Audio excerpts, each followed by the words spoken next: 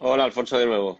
Bueno, otra vez, vamos a ver si lo conseguimos. Vamos a ver, de momento parece que bien. Ujú. Bueno, Alfonso, nada, primero que nada, muchas gracias por aceptar la invitación y estar aquí en los live, que cada día parece que están cogiendo un poquito más de ganas con la gente. Muy bien. Y nada, la idea un poco de esto surgió, pues nada, aprovechando que estamos en cuarentena, pues conectar con colegas del mundo de la fotografía y del cine y poder contar un poco pues las experiencias, contestar algunas preguntas de gente que se va conectando y pues pasar al fin y al cabo un rato agradable conversando de nuestro oficio, ¿no? Me Entonces, parece bueno, estupendo. muchos te conocemos, eres docente, director de fotografía, investigador, matemático, como digo yo, porque eres un matemático de la fotografía. Eh, pero para quien pueda ver que todavía no te conoce, me gustaría, a modo de introducción, de breve introducción, que cuentes un poquito cuáles fueron tus inicios, cómo empezaste en esto del mundo de la fotografía. Bueno, pues yo siempre manifiesto que en mi caso particularmente la fotografía fue una profesión que me eligió a mí y no al revés, porque yo no tenía ningún tipo de relación con el mundo de la fotografía ni del cine, salvo la condición amateur de hacer fotos, pues cuando tenía a partir de cierta edad que empecé a hacer fotos por pura, bueno, porque es lo que hacía todo el mundo también, ¿no? Hacer fotos y tener recuerdos y demás. Entonces yo no tenía ninguna, digamos que en esos años, entre los 15 y los 18 años, yo estaba, pues como casi todo el mundo, muy perdido en qué iba a hacer con mi vida y por avatares de la vida y el azar, acabé en una película como auxiliar de producción. Es decir, corre, ve y dile, corre esto, lleva esto, trae lo otro, ya sabes. Y entonces, pues aquello me pareció muy interesante, la verdad. Me pareció muy divertido, trabajé mucho, evidentemente, pero aquello fue una cosa muy puntual y de puro azar. Y cuando terminó aquella película, yo había dejado otro trabajo que nada tenía que ver con el cine, por hacer esto, que me parecía más interesante. Pero claro, acabó la película y yo me quedé pues sin trabajo y sin poder tener más trabajo de cine porque yo no conocía a nadie salvo lo que habías conocido en la película. Y claro, siendo de producción, pues básicamente no conoces nada más que a tus dos jefes directos porque te pasas el día trayendo y llevando cosas. Claro. Entonces estuve como un año, básicamente, pues haciendo de todo, buscándome la vida para poder ganar plata, pero no, me olvidé, o sea, pensé que lo de la película había sido una cosa más en mi vida, una anécdota, y ya. Pero como te digo, fue el azar porque justo prácticamente un año después de acabar aquella película, el asistente de cámara de esa película me llamó para ver si yo quería ir a hacer un documental de eléctrico. Y claro, pues evidentemente pues dije que sí, porque no tenía otra opción y además porque bueno, que me pareció divertido. Y me pareció curioso porque yo, claro, no había tenido prácticamente contacto con el departamento de cámara en esa película, ¿no? Siendo de producción, pues, y más auxiliar de producción, pues la gente de cámara era algo que tú veías ahí, que hacían cosas, pero que ni yo entendía, ni sabía para qué, ni cómo, ni de qué manera. Y me pareció muy sorprendente que este asistente de cámara pues me llamara un año después, con el que yo prácticamente no había tenido ninguna relación salvo saludarnos por la mañana. Y que hice ese documental de eléctrico, básicamente eléctrico, como era un documental, consistía en llevar 4 cacharros, poner el trípode y conectar a los enchufes de las casas, ¿no? Pero en ese mismo documental, el director de fotografía, que luego sería mi maestro y con el que yo trabajé muchos años, a través del asistente me propusieron si yo quería aprender a cargar chasis, ¿saben? Acuérdate de los chasis de Sí, 35, sí. ¿no? Que metemos las manos en el saco negro y todo ese tipo de cosas, ¿no? Que si yo quería aprender a hacer eso, y dije, bueno, pues sí, pues yo aprendo a hacer eso también.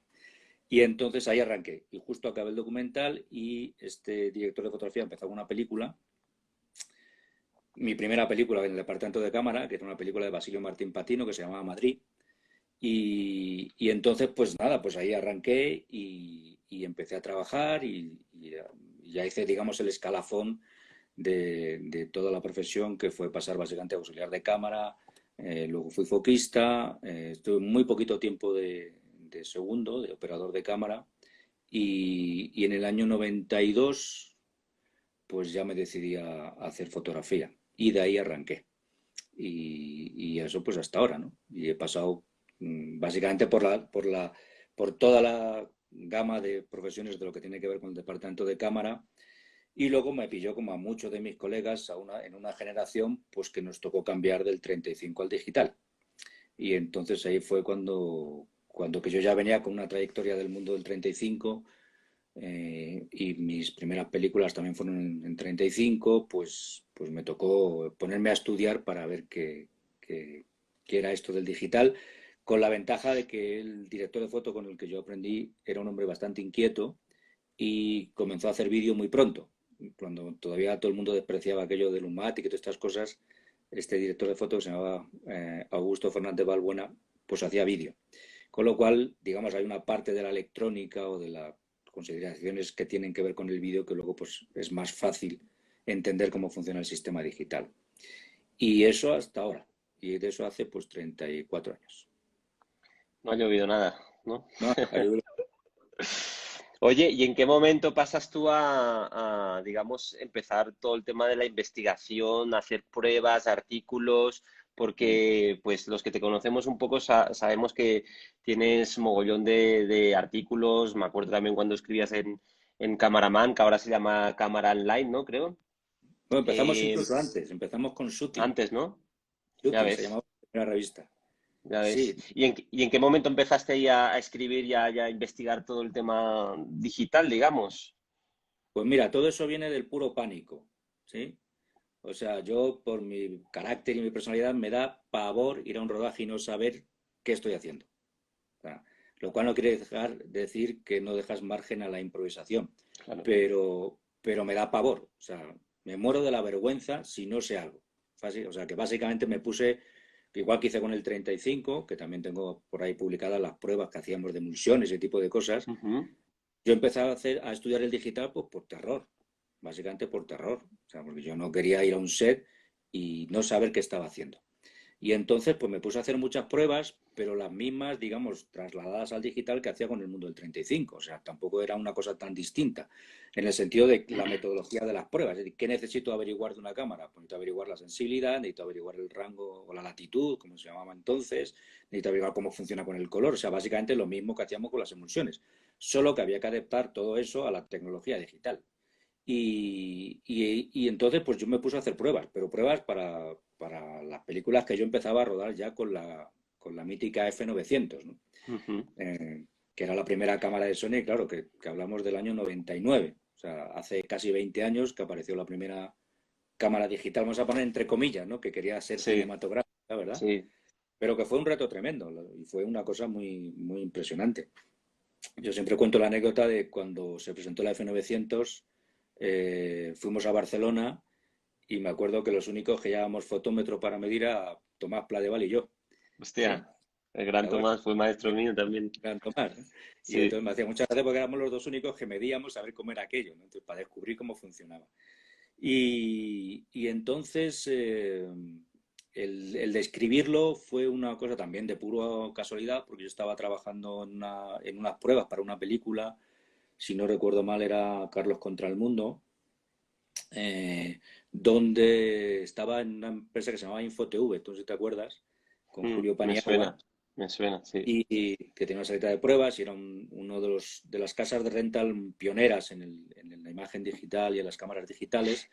Y estaba haciendo pruebas y entonces apareció por allí Pablo, que era el director de la revista Shooting, que luego sería el director de la revista Cameraman hasta que finalmente Ujú. cambió a Carmen.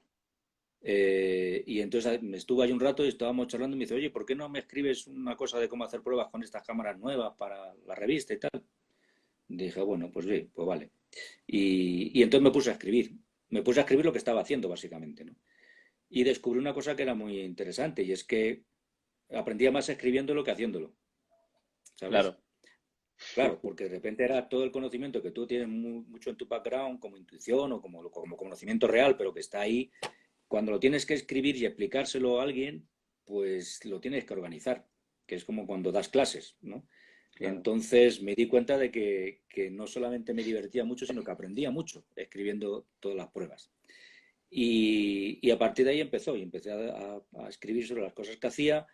De ahí pasó a que mucha gente, digamos, fabricantes y demás, pues querían tener la opinión y entonces pues ya no era para rodaje, sino que se convirtió también en que muchas veces pues nos llamaban, me llamaban para que probara tal o cual artilugio, que probara tal o cual cámara y a partir de ahí pues empecé a escribirlo y hasta ahora, ¿no? Que sigo pues estando en eso porque realmente me gusta investigar, me gusta saber, entiendo para mí que conocer muy bien una máquina, sea la cámara, sea la lente, sea lo que sea, pues te proporciona una libertad, me parece que es muy grande a la hora de despreocuparte de la cachería, que es en última instancia lo que le importa a un director de foto, ¿no? Claro, claro. No, y realmente pues es lo que dices, ¿no? Al final estás trabajando con unas herramientas y tienes que conocer las herramientas, ¿no? Es como si el carpintero o el cocinero no conociera sus máquinas de trabajo, ¿no? Y es súper importante Totalmente. porque conocerla te va a llegar al punto de saber hasta dónde puedes llegar con esa máquina, ¿no? Y hasta dónde no. Claro, el problema es donde terminas tú. Quiero decir, el conocimiento sobre las máquinas tiene diferentes niveles. Hasta dónde quieres profundizar tú es una cuestión, cuánto tiempo le quieres dedicar, ¿no? Yo le dedico, ahora ya no tanto, pero al principio muchas horas de leer muchas cosas, de no entender muchas cosas, de tener que hablar con los amigos. Yo me acuerdo de Fernando Muro, el de Sony, cuando salió la F900, que lo tenía achicharrado y frito a preguntas, ¿no? Pues claro, yo leía muchos white papers de estos y no sé qué, pero yo no entendía la mitad de las cosas de lo que se decía allí, ¿no? Sigo sin entender la mitad de las cosas de otras muchas historias, pero claro que ya están en niveles mucho más profundos a los que realmente yo tampoco puedo llegar. Yo no soy ni ingeniero ni matemático, como dices tú, ya me gustaría, porque yo hice todo mi bachiller por ciencias y creo que gracias a eso entiendo algunas cosas, ¿no? Pero, pero la verdad es que es complejo y hay un momento en que uno ya no puede más, ¿no? Bueno, Claro, yo no. algo de matemático tienes. Leyendo tus artículos, yo por lo menos lo noto, Sí, y yo, las dos únicas personas en la vida que he dicho son matemáticos de la fotografía, es Tomás Pladevall y tú. sí, sí, sí, sí. Sí, sí, sí. Claro, es que fíjate, si hacemos la analogía con la matemática tiene una cosa asombrosa, ¿sí? Y es que es un invento realmente de la mente humana. Sin embargo, es un invento que es capaz de representar el mundo y lo Claro, predice, ¿cierto? claro. Entonces, desde ese punto de vista, a mí me parece muy interesante que podamos comprender, ¿no? Con la mayor profundidad posible cómo funcionan nuestras cámaras y nuestras lentes sin perder de vista, y eso es algo que intento siempre plasmar en los artículos, sin perder nuestro punto de vista como directores de fotografía. Es decir, no puede ser que la matemática, como dices tú, acabe haciéndonos olvidar, ¿sí? Que nuestra primera condición es la de la creación de las imágenes. Si me permites, te pongo un ejemplo que me parece Por que es supuesto. bonito, que es bonito. Yo he rodado bastante con Felipe Vega, que es un director que imagino que conoces en España, y él y yo preparamos un documental que se llama El ocio de la distancia, y ese documental se quiso hacer primero por parte de Felipe y luego que yo le seguí en eso, con una cámara muy pequeña y que fuera muy portátil. Él quería un equipo muy pequeño de documental, básicamente alguien de producción, sonido, un ayudante para mí y listo. Y entonces quería una cámara muy pequeña. Esa cámara muy pequeña acabó siendo la HVX200 de Panasonic, que para los que son más jóvenes igual no la conocen, pero fue la primera cámara que grabó en tarjetas de estado sólido. Y era una cámara compacta. Y claro, yo hice pruebas y aquello pues salía pues un poquito regular. Imagínate que el sensor de esa cámara era como el de una uña, ¿cierto? Mm. Y además ni siquiera era 1090-1080, era 960-540. Total, que este documental iba sobre paisajes y las montañas en la parte de Galicia. Y claro, me preocupaba mucho la falta de resolución, evidentemente. Y además iba para cine, para pantalla grande. Entonces hice muchas pruebas y lo mandé al laboratorio, entonces era fotofilm, y con el etalonador corrigió algunas imágenes, positivamos, todavía en positivo cinematográfico, y lo vimos en pantalla. Entonces, claro, cuando lo vio mi etalonador, Fotofilm, me llamó y me dice, mira, la foto es una porquería. Esto no tiene solución, esto es muy mal. Digo, bueno, voy a verlo. Entonces me voy, me siento, lo veo y digo, efectivamente, esto está muy mal. O sea, esto no tiene nitidez, no tiene textura, no sé qué, no sé cuántas. Pero como yo pues conozco a Felipe, y Felipe es un señor que tiene un criterio muy bueno, y vivía cerca de Photofil, le dije, Felipe, vente a verlo para que veas, tal, sin haberle dicho lo que a mí me parecía realmente. Y se sentó y se pone a verlo, me mira y me dice, Alfonso, eso está de puta madre. Y digo, pero Felipe, ¿no ves que no tiene resolución? Sí, sí. Y me dice, sí, ya lo veo. Lo que pasa es que eso le da a la imagen un carácter impresionista que le quita el carácter de postal que yo no quiero que tenga. Hostia. Es que al Y final, entonces aquí te hace un clic en la cabeza y dices, claro, es que no me puedo olvidar que yo soy un creador de imágenes, no un señor que está midiendo 960 por 540. ¿Sí? Y claro, eso es fundamental. ahí es cuando dices la resolución y la profundidad de color no es lo más importante realmente, ¿no? Es la técnica Lo al más servicio del importante arte. exacto, es la capacidad que uno tiene de crear imágenes narrativas y que construyen un discurso que finalmente acaba siendo transmitido a los espectadores. Y procuro no olvidarme de eso. Siempre cuento esta anécdota porque me parece muy bonita, porque no quiero olvidarme nunca que antes que cualquier otra cosa soy director de fotografía. Claro, qué bonito y totalmente de acuerdo, sí. Y como hoy en día pasa mucho y con el mundo digital, que hay tanta cantidad de cámaras, tanta cantidad de sensores, tantas herramientas, que una pregunta que seguro tú, siendo profe, que te la han repetido muchísimas veces, ¿qué cámara me compro? ¿No? La gran pregunta, ¿de qué cámara me compro? Y al final la sartén no hace el cocinero y realmente, ¿qué le contestarías tú a esta gente que está a veces obsesionada por, ostras, me tengo que comprar esta cámara o la otra, o este lente o el otro? Porque más con lo que acabas de decir, del tema de que al final no es lo más importante, ¿no? Que si 4K, 8K, ¿qué les dirías tú a esta gente? ¿Cuál sería tu respuesta a esa pregunta? Pues claro, es que fíjate que esa pregunta que efectivamente hacen muy a menudo, como si uno fuera un consejero espiritual, ¿no? Pues no sé, yo no sé cuál es la mejor cámara que tú te puedes comprar, la verdad. Sinceramente, no lo sé. ¿Sí? Porque ¿qué es lo que uno quiere hacer? ¿Mm? O sea, ¿qué es lo que uno quiere hacer y qué es lo que uno es capaz de hacer? ¿Cierto? Entonces, y además hay que sumarle cuánto puedes pagar por ello, ¿cierto? Claro, Porque claro, si tú me dices, pues dime una cámara, pues claro, pues te voy a decir Venice, ¿no? O te digo Alexa, o te digo Red, no te digo pues una Alpha 7, ¿cierto? Pero la diferencia está en que una vale $2.000 y otra vale 65.000 o 50.000. ¿No? Entonces, ¿cuál es o sea, yo siempre cuando me preguntan esas cosas, la pregunta es, hago yo a quien me la pregunta. Y es, ¿cuál es digamos, desde qué enfoque quieres tú crear tus imágenes para ver qué cámara puedes adecuar a ella? Con todos los factores que conllevan, como te acabo de decir. El coste, la calidad, el sistema que tú tienes de postproducción de trabajo. Pero claro, si tú vas a colorizar en tu casa al lado del puchero, ¿cierto? Pues es una cosa distinta que si vas a colorizar en una sala de color profesional. ¿Sí? Una la puedes pagar, otra no, o vaya usted a saber. Entonces, es muy complicado. Yo realmente solo hablo de las cámaras que conozco, de las que no conozco, si me interesan o creo que a alguien le puede interesar, procuro hacer pruebas y no soy muy fanático ni muy entusiasta de ir recomendando cámaras, ¿no? Yo creo que yo hablo de mis experiencias con las mismas y ya. Y luego, pues si alguien pregunta, pues la pregunta es para ver qué pregunta. ¿Qué es lo que puedes pagar? ¿Qué es lo que necesitas? ¿Qué quieres hacer? O sea, vas a hacer ficción, vas a hacer documental, vas a hacer ambas cosas. ¿Qué vas a hacer? En fin, que es complejo. No hay una respuesta. Nadie puede decir cuál es la mejor cámara. de Yo creo acuerdo. que Cada eso no se proyecto puede. tiene su cámara y también donde vayas, ¿no? No es lo mismo ir a cine que ir a tele, que ir a un teléfono, ¿no? Totalmente, son cosas muy distintas y todas esas, o sea, lo que sí me parece un poco loco es mucha gente que se compra las cámaras por lo que lee en internet, ¿no? Mm, Eso sí me parece poco inconsciente, porque realmente uno no puede saber cómo una cámara funciona hasta que la tiene en las manos. Uno puede tener referencias y obviamente hay muchos sitios donde son muy serios y las referencias que te dan son muy fiables, pero en realidad uno no sabe realmente cómo va a ser para ti la cámara, ¿no? claro. Porque las cámaras hay que personalizarlas también, ¿no?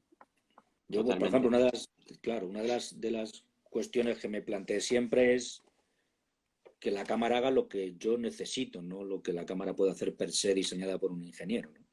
Dentro de la estructura que te permita la cámara. Entonces yo siempre he sido muy partidario de meterme en los menús y toquetear, eso que a mucha gente le da miedo, pues a Mm. mí me pareció que era oportuno para cacharrear, para saber qué podía cambiar yo, qué no podía cambiar en función de que la imagen satisfaciera mis necesidades. Y te pongo otro ejemplo también, ¿no? Que me parece interesante. Por Sobre supuesto, esto, vamos. cuando estuve grabando un documental en Nigeria, entonces rodamos, creo que era Betacam Digital, eh, y entonces era una cámara de Sony, si no recuerdo mal, y cuando íbamos a un mercado allí en Lagos, y era tan pobre, ¿sí? Que cuando tú lo veías, veías la miseria. Pero claro, veías la miseria de esa africana, donde las africanas van con trajes llamativos, pero si tú te fijas en la textura del traje, pues sí, tienen los colores, pero los colores ya no son los que eran en primer lugar, las texturas de las telas están más desvaídas, o sea, la pobreza se ve. Cuando tú ponías la cámara Sony allí delante, ¿sí? Y no hacías nada con la cámara, lo que sería era una postal, ¿sí? Vale, es una cuestión puramente técnica. Los matices de color que nosotros podemos recoger ahora con una cámara, ¿sí? En espacios de color muy amplios, pues no tienen nada que ver con lo que tú cogías en una cámara Betacam SD, ¿cierto? Que tiene un espacio de color muy restringido. ¿Qué significa que tenga el espacio de color restringido? Significa que los matices de color de un mismo tono desaparecen y se convierten en dos tonos en uno. Si había 10, pues hay uno. ¿Qué significa eso? Un solo tono y saturado, ¿cierto? Entonces, ¿qué pasa? Que aquellos vestidos que eran un desastre, ¿sí? Vistos con tu ojo, con la cámara se veían como si fueran una postal. ¿Y qué había que hacer? Pues meterse en los menús, ¿cierto? Te metías en los menús y en los menús decías, bueno, pues me desaturas, me giras el tono aquí, te metías en el matrizado y cambiabas un poco el rojo, en fin, le hacías una construcción para que se pareciera más a lo que yo quería como fotógrafo en ese momento, que era retratar cierta realidad de la pobreza. Para eso vale el conocimiento técnico, básicamente. Claro. Oye, y digamos, hablando puramente de técnica ahora, tú que has hecho tantas pruebas a cámaras, lentes, etcétera, ¿qué cámara es la que a día de hoy más te ha sorprendido en cuanto en general? Que digas, hostia, esta cámara es que lo que he visto en esta cámara no lo he visto en ninguna otra. Pues mira, es que el mundo digital es complicado porque, por un lado, todos los fabricantes intentan diferenciarse. Por otro lado, todos utilizan la misma tecnología. No. Yo no sé si recuerdas un experimento que hizo Zacuto de unos test que hicieron con muchas cámaras. Mm, Pues yo recuerdo esos test que hacía mm, Zacuto tan interesantes hace años, sí, cuando empezaba hace años, sí. el digital. ¿Sí? Mm, Pues hicieron un test donde tenían un estudio con un decorado de un salón y afuera había una ventana con un forillo y no sé qué. Y lo que hicieron fue coger cámaras desde un iPhone hasta una F65, ¿sí? Iluminaron el decorado y lo rodaron con todas las cámaras. Desde, te digo, desde la más barata hasta la más cara y con las intermedias. Y claro, sería diferente, evidentemente. Pero luego hicieron una cosa que era muy perversa, me parece a mí, y es que lo que hicieron fue iluminar para cada cámara, ¿sí? Es decir, ajustaron la luz, vale. la iluminación, el rango de contraste y el color para cada cámara. Lo horrible de eso es que cuando se vieron las pruebas, todas se parecían muchísimo. ¿Mm? Claro, se adaptaban a los extremos de cada cámara, Claro, ¿no? pero resulta que se parecían tanto que una cámara de $2000 se parecía a una de 40.000. Inquietante. Eso lo que viene a demostrar es Inquietante. que la tecnología digital que están utilizando todos los fabricantes, pues básicamente es la misma. Eso por un lado, pero por otro lado, el reverso de eso es que cada fabricante pues se busca la manera de ser diferente, ¿cierto? Mm, Y esa manera de buscar cómo ser distintos hace que efectivamente al final haya diferencias entre las cámaras. Eso significa que las tienes que probar, ¿cierto? claro. Entonces, hay facetas que sobresalen en unas cámaras y en otras no, y al revés. Es decir, por ejemplo, a mí, ahora mismo, Venice es una de las cámaras que me encanta, ¿sí? Me gusta mucho. Me gusta mucho la colorimetría, básicamente, de Venice. ¿Ok? Sin embargo, Alexa sigue siendo la cámara que más rango dinámico da para altas luces. Es decir, la cantidad de brillo y contextura en las altas luces que puede capturar una cámara ahora mismo sigue siendo Alexa la que más proporciona esa información. Digamos que no es terriblemente más que las demás, pero sí es un poco más. ¿Sí? Claro. Sin embargo, por ejemplo, en el ruido, ¿sí? A pesar de las mejoras sustanciales, por ejemplo, que ha hecho Venice, Canon, la C700, sigue siendo una cosa absolutamente asombrosa en el ruido. ¿Sí? O sea, con niveles de ruido que te permiten rodar a unos ISO terribles. Tan terribles que uno casi no lo puede ni escribir, ¿no? Las pruebas que hicimos con la C700, mi colorista me decía que él podía trabajar perfectamente con las imágenes rodadas a 25.000, 30.000 ISO. ¿Sí? Y Joder. claro, es que eso da casi pena ponerlo, ¿no? Entonces, cuando hicimos esas pruebas, tú podías rodar a 6.500 ISO, ¿sí? Sin ningún problema de ruido, por ejemplo, con una C700. Entonces, claro, digamos que esas diferencias, que digamos no son abismales, pero sí importantes a la hora de decidir con qué cámara te vas a enfrentar a algo, ¿no?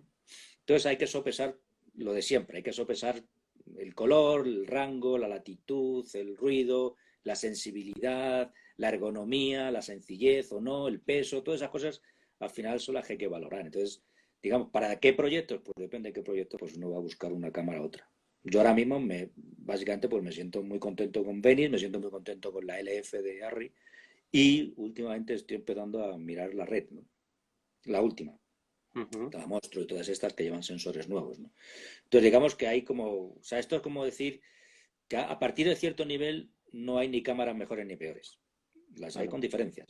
¿Sí? Esto es como los coches de Fórmula 1, pues no los hay mejores ni peores. A partir de cierto nivel de calidad, o las lentes, ¿no? Pues todas Claro. son buenas. ¿Sí? Lo que hay que conocerlas es, digamos, en profundidad, para qué cosas hacen, para qué te sirven a ti como fotógrafo, si me voy a llevar una Venice, si me llevo una Arri, si me llevo una Canon o me llevo una Red, ¿no? Eso dentro de la estructura, digamos, más profesional y, digamos, del grande, ¿no? Porque luego, como tú sabes, imagino que a ti te ha pasado lo mismo, nos toca rodar con todo tipo de cacharrería, Mm. ¿no? En el mundo digital, o sea, acabo de hacer un documental en Cuba y lo he hecho con una Canon Camcorder 705, por ejemplo. Pues también me la toca aprender, porque no puedo llegar allí que no quede bien, ¿no?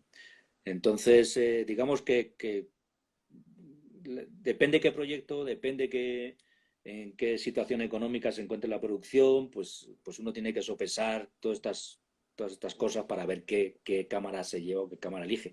Cuando puedes elegir, porque tú estarás de acuerdo conmigo muchas veces que no se puede elegir o no. Claro.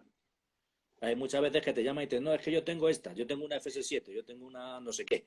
Lo hacemos con esto. Entonces, pues de uno depende saber si con eso se puede hacer o no se puede hacer. Normalmente casi todo se puede hacer de calidad si uno conoce la máquina y sabe cómo ponerse, ¿no?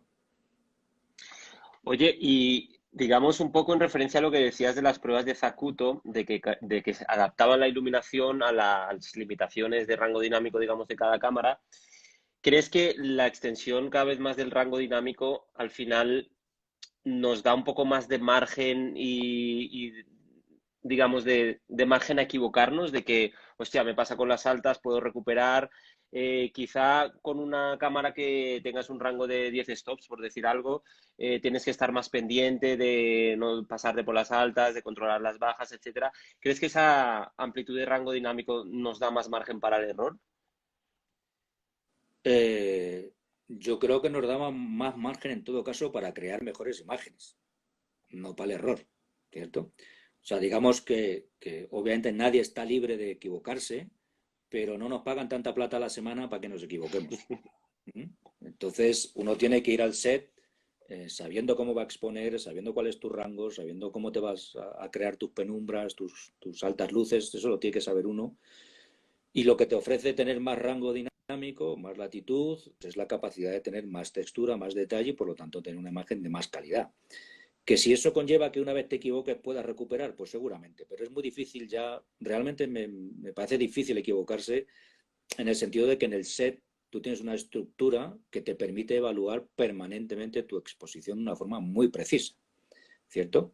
Es decir, si te equivocas es porque no has visto las señales, no has visto los monitores, no has visto, o sea, es muy difícil, ¿no? Entonces, digamos que sí, uno puede pensar que las mejoras técnicas nos ayudan a que nuestros errores sean minimizados, pero en general yo creo que más que a los errores contribuye a una mejora sustancial de nuestra calidad de imagen, ¿no? Claro, Básicamente. totalmente. Pues fíjate que yo, por ejemplo, a los estudiantes, yo prefiero, por ejemplo, en Cuba, yo prefiero que fotografíen con las cámaras de baja gama que con las altas. Entre Claro. otras cosas porque al tener menos rango, tienen que ser muchos más precisos en la Más exposición. precisos, claro. Claro, o sea, a mí me digo que yo soy muy exigente con la exposición, soy muy cuidadoso con la exposición, pero en gran medida porque yo, básicamente, cuando hacía fotografía fija, hacía todo diapositiva. Y tú te acuerdas que la diapo tenía 5 stops de rango. Sí, Si te sí. equivocabas en la exposición, o estaba Adiós. sobreexpuesta o estaba oscura, con 5 stops. Mm, Entonces había que ser muy, muy, muy fino para que la diapositiva pudiera representar el rango tonal de la escena correctamente, ¿no? Y eso sí que es una escuela para ser, digamos, muy preciso. O sea, para mí el 5-6 un pelo es 5-6 un pelo, ¿sí? claro, No es 5-6, ¿sí? Y no claro. es 5-6 un tercio. O sea, qué cantidad de luz dejas pasar al sensor con todos los parámetros que eso conlleva, exige realmente un criterio y muy preciso, ¿no? O sea, hay que ser precisos en eso. La exposición, yo estoy ahora preparando un artículo muy de divulgación, precisamente sobre la exposición, visto la exposición desde todos los puntos de vista, del técnico y el artístico.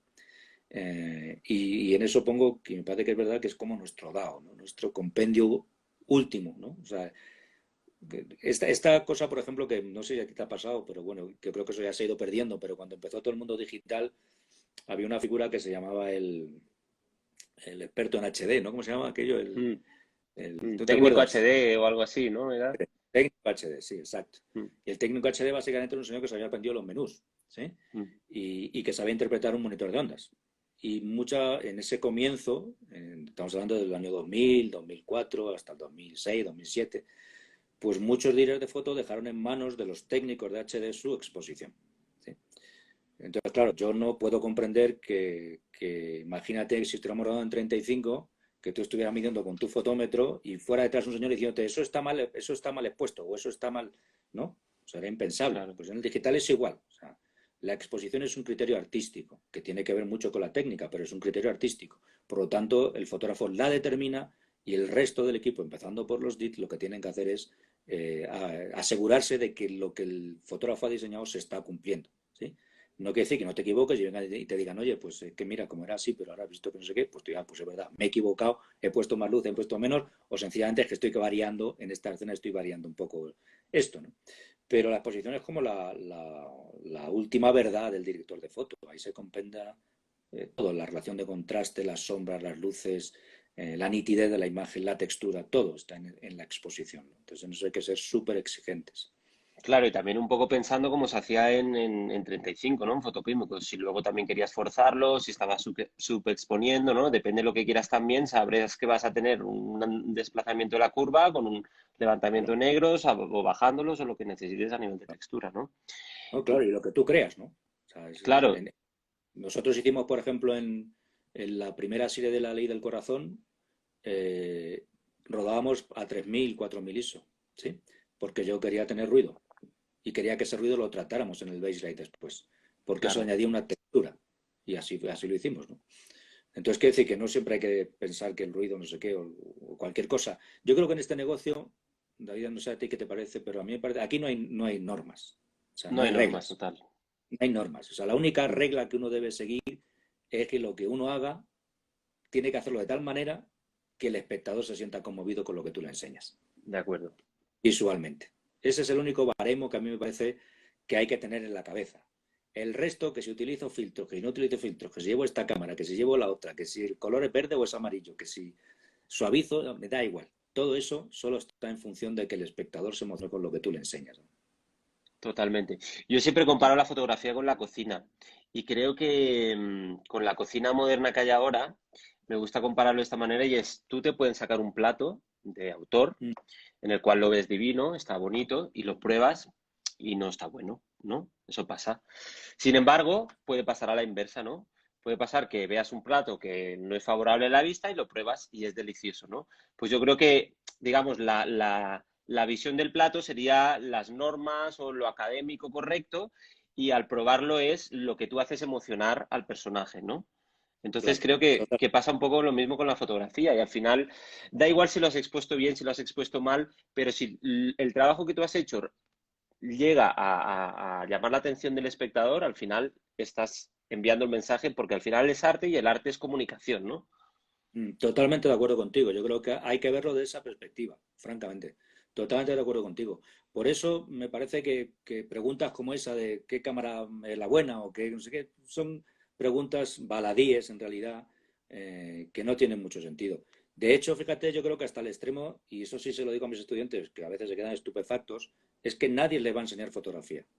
Nadie. Claro, A fotografiar es una cosa que es una cosa que se aprende, pero se aprende desde uno, ¿sí? Desde la vivencia de uno, desde cómo uno vive el mundo, desde cómo se enfrenta a él, de cómo se siente o no afectado por el resto de las personas, de cómo es tu cultura, de cómo son tus inquietudes. Eso es lo que hace la fotografía. Lo otro está todo en los libros. Mira, es mi claro. maestro, que era un señor muy del cine clásico, muy severo. La única vez que le hice una pregunta, yo era entonces auxiliar suyo, ¿sí? La primera vez que le hice una pregunta, no me acuerdo ya de qué, una cuestión más o menos técnica, eh, lo que me dijo, Alfonsito, eso está en los libros. Y dije, ah, bueno, gracias a eso seguramente tengo una de las colecciones de libros de cine pues, más interesantes, ¿no? No solamente técnica, sino también narrativa, ¿no? Entonces, todo está en los libros. Lo que no está en los libros es cómo te relacionas tú con el mundo, ¿cierto? Eso no está en los Claro, libros. Y cómo te relacionas tú con el mundo, pues depende mucho de tu cultura, de tu vida, de tus amigos, de tus enemigos, en fin, de todo eso, ¿no? Y eso es lo que hace la foto. Yo por eso a veces claro. pienso, y no sé así que te parece, cuando dicen que los fotógrafos, los líderes de foto no debemos tener estilo, ¿sí? Que igual podamos hacer una película al estilo francés o hacemos Ujú. una de superhéroes. Yo creo justo lo contrario. Yo creo que un director de foto tiene que tener estilo. Tiene que tener estilo. Y perdona que te interrumpa, y eso es algo que he estado, digamos, viendo estos días a varios directores de foto que les he invitado. Cuando les pregunto por el estilo, normalmente intentan siempre salirse de ahí y decir, no, es que no tengo un estilo, yo puedo ir como variando. Me incluyo, ¿eh? Me incluyo, que soy el primero que digo, no, te puedo hacer tanto thriller con luces superpuestas y pocas fuentes, como algo romántico con más luces, tal. Pero yo creo que se confunde a veces, hay una delgada línea entre el estilo de lo que tú impregnas, Mm. independientemente del género, con lo que, ¿no? Yo creo que hay una delgada línea ahí también. Hay una algaña, pero es como tú dices, el estilo no es el género. Exacto. ¿Sí? El estilo no es el género. El estilo es la capacidad que tú tienes desde ti, o sea, desde lo que tú eres, de dar tu impronta visual a algo. O sea, Ujú. nadie diría que no se reconoce el estilo de Storaro, Claro. ¿no? O de Richardson, ¿sí? Te haga lo que Porque te haga. hagan lo que hagan, el estilo Ujú. se nota y se ve, porque lo hace una persona. Y esto es una cosa que hay que decir, porque es que ahora parece que todos somos intercambiables, ¿cierto?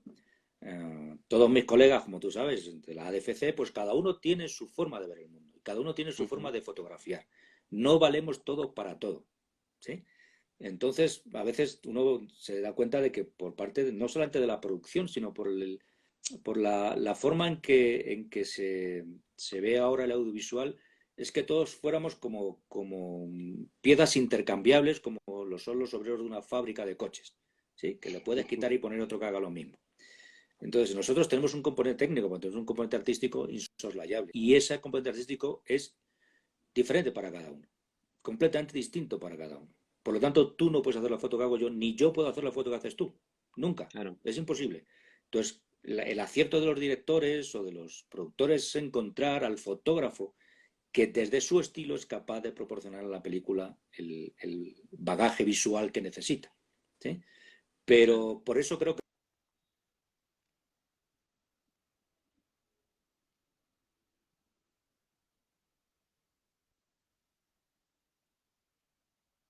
Hola, te he perdido un momento. Ya, está como desfasado el audio ahí. Algo ha pasado. ¿Tú me escuchas? No te escucho, Alfonso. Te veo, pero no te oigo.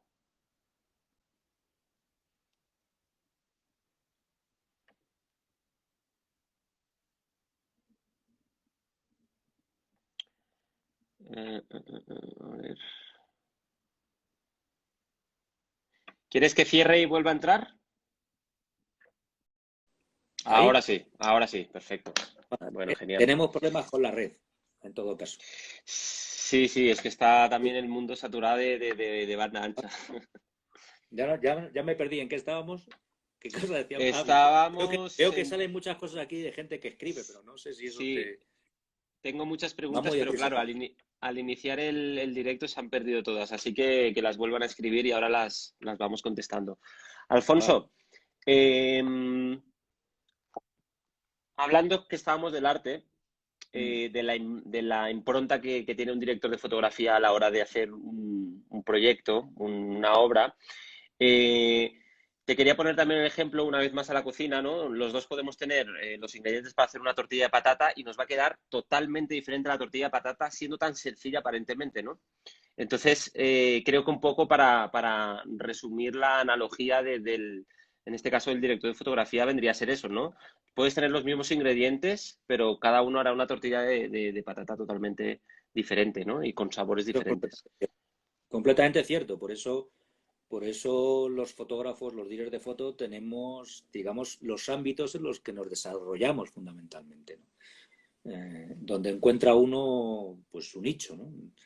Y claro, nosotros necesitamos de encontrar productores y directores que simpaticen o empaticen más bien con nosotros, ¿no? Ujú. Y nosotros con ellos, ¿no? Entonces, son todo, o sea, todos los grandes directores de foto han tenido su relación idílica con un director, ¿no? Realmente. Y eso es lo que uno busca en realidad, ¿no? O sea, encontrar esa empatía porque cuando un director y un fotógrafo miran en la misma dirección y crean en la misma dirección, pues se da una conjunción que hace que el mundo del cine sea finalmente lo que es, ¿no? El séptimo arte, sin duda Claro. alguna. Mira, contestando ya para que no se nos acumulen. Aquí Chris Art nos pregunta la línea delgada entre tu estilo y el género. ¿Cómo la identificas? Pues el estilo es anterior al género, ¿sí? El género es son compartimentos donde hemos decidido meter, ¿sí? Diferentes formas de acercarse a la imagen, ¿no? Desde el punto de vista de la narración. Es decir, uno habla del género del cine negro, habla del género romántico, habla de no sé cuántas cosas más. Antes de todo eso está el estilo en el sentido de que el estilo determina cómo tú analizas y ves el mundo. Primero lo ves, luego lo analizas. Ese análisis no tiene por qué ser racional, ¿verdad? Puede ser un análisis emocional, pero de ese análisis, ¿sí?, surge tu mirada sobre el género. Entonces tú puedes tener un enfrentamiento al mundo sobre ciertas cuestiones que te lleven a plasmar esas sensaciones de una manera de luz determinada. Los géneros están, digamos, un poco anquilosados en el sentido de que uno dice, como es comedia, pues tiene que estar...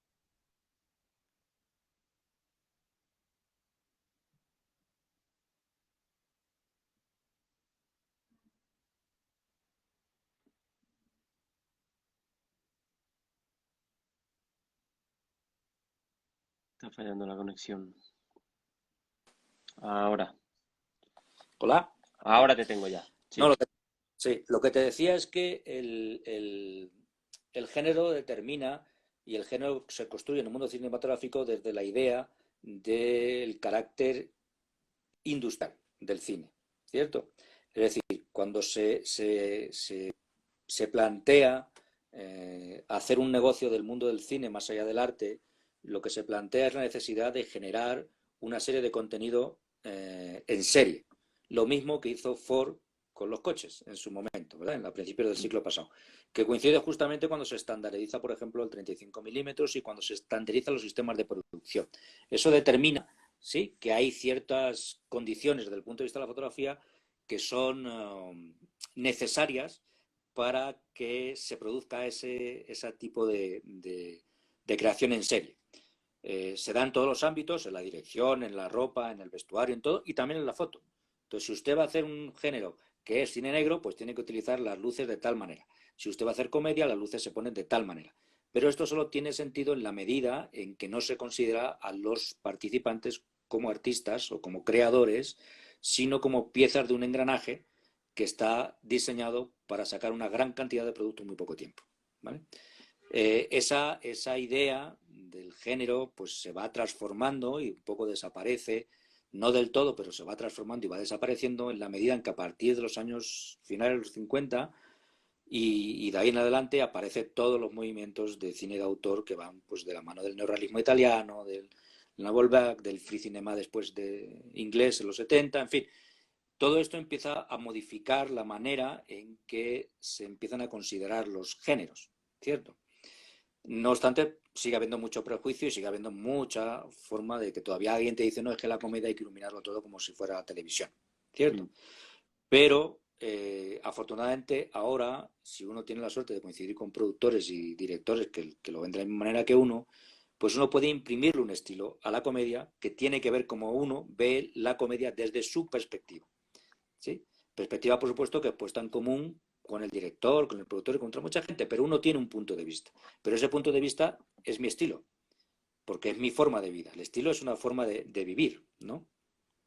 Claro. Entonces, digamos que uno puede plasmar su estilo, ¿sí?, en los diferentes géneros. ¿Cómo se plasma eso? Pues depende del estilo de cada uno, ¿sí? Yo, por ejemplo, me gusta mucho trabajar con luz suave, ¿okay? Pero la luz suave puede hacerse de muchas maneras distintas para que sea una suavidad extrema o para que sea una suavidad no extrema. Tú puedes aplicar ese tipo de iluminación, lo puedes aplicar a un drama o lo puedes aplicar a una comedia. Y lo que haces es ir modulando ese estilo, por ejemplo, que a mí me gusta mucho, que es el trabajo de la luz natural y la réplica de la luz natural a través de los inventos de la luz, pues la puedes ir replicando en diferentes géneros, ¿no? Yo lo veo así. Alguien me puede decir, no, pero es que el género del cine negro tiene que ser el foco puntual, tirado contra el qué, pues o no, ¿cierto? O Bueno, no. las reglas están para romperlas también, ¿no? Totalmente, y además se rompen permanentemente. O sea, eso basta que eches un vistazo a la historia del cine para ver que las normas se rompen permanentemente. Porque como decíamos antes, no hay realmente una norma salvo la que estipula la industria que tiene otros objetivos más allá de los artísticos o antes de los artísticos. Claro. Bueno, yo creo que queda más que bien respondida la pregunta. Mira, Adrián Valdivia nos preguntaba, Alfonso, ¿qué recomendación podrías darnos para soltar el temor de jugar con los contrastes? Mm, pues, pues a ver, el contraste. Me imagino que la pregunta lo que quiere decir con los contrastes altos, ¿cierto? Mm, Me imagino, porque el contraste en realidad lo único que está diciendo es cuál es tu relación entre los valores de luminancia más bajos y los valores de luminancia más altos, ¿no? Claro, Que pueden ser muy pocos o muchos. Entonces, muchos, si exacto. son muchos, si hay mucha diferencia, pues tienes alto contraste, y si son pocos tienes bajo contraste. Me imagino que se refiere A a los no tener miedo extremos. sí, no tener miedo a los negros, ¿no? Y a la oscuridad y tal. Mm, Pues es que no hay que tenerle miedo a nada en la vida, ¿no? O sea, que decir, en nuestro negocio, lo único miedo que hay que tener es a hacer el payaso, yo creo. O sea, que decir, que vayas a un set y te quede hecho una porquería y te mira todo el mundo como diciendo, ¿y este señor dónde ha salido? ¿Cierto? Yo creo que a mí eso es lo que me da miedo realmente.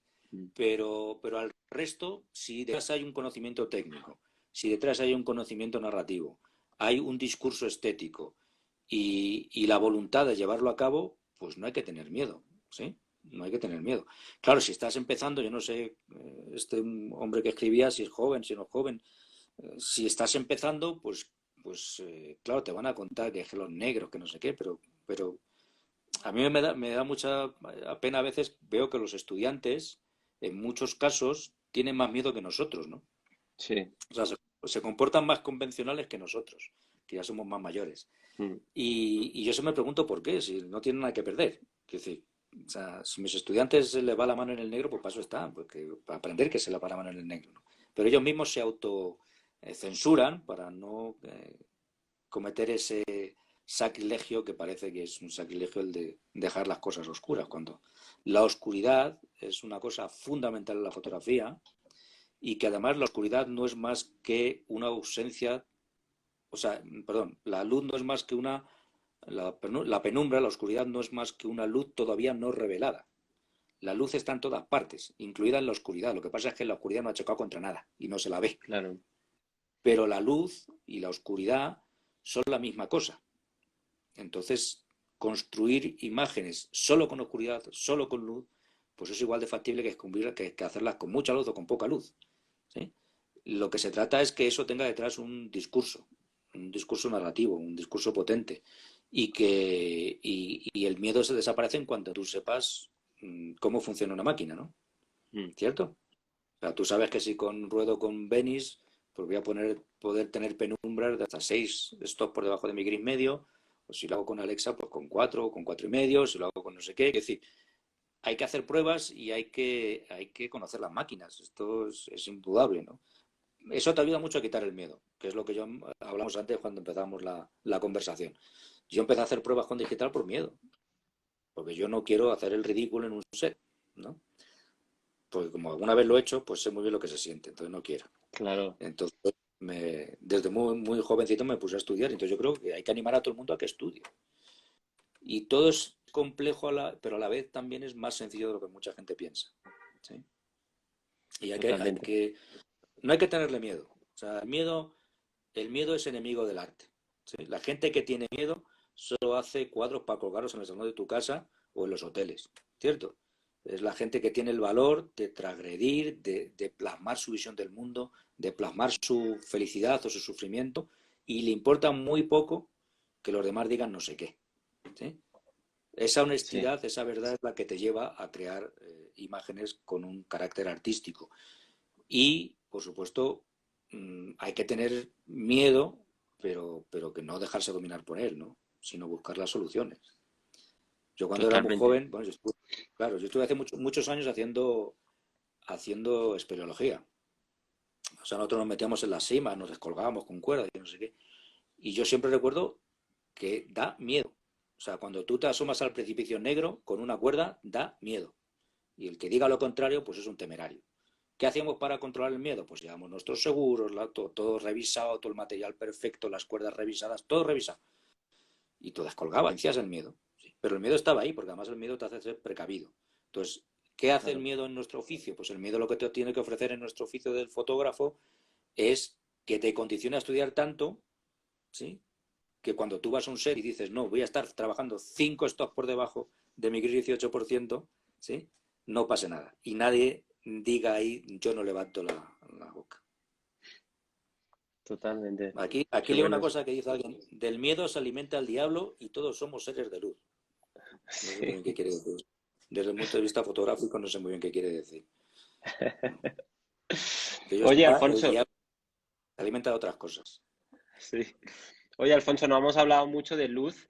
Me gustaría que habláramos un poco del LED, que tanto se lleva ahora, que está tan en auge, que es una luz muy eficiente desde el punto de vista de consumo, desde el punto de vista de consumo. Eh, Está muy de moda también, sobre todo el tema videoclips, el RGB, las asteras, no sé qué.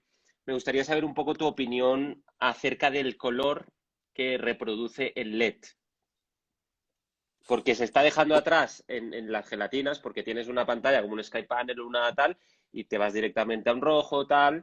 Yo he tenido experiencias, pero me gustaría que hablaras de tu experiencia del color con el LED. Pues, hombre, digamos que hay que considerar que los LED es una tecnología que se ha desarrollado prácticamente, digamos, en el mundo de la cinematografía. Los LED se conocen desde hace muchos años, pero en el mundo de la cinematografía, digamos, que adquiere un peso específico a partir de hace como 8 o 10 años, más o menos, quizás un poco menos.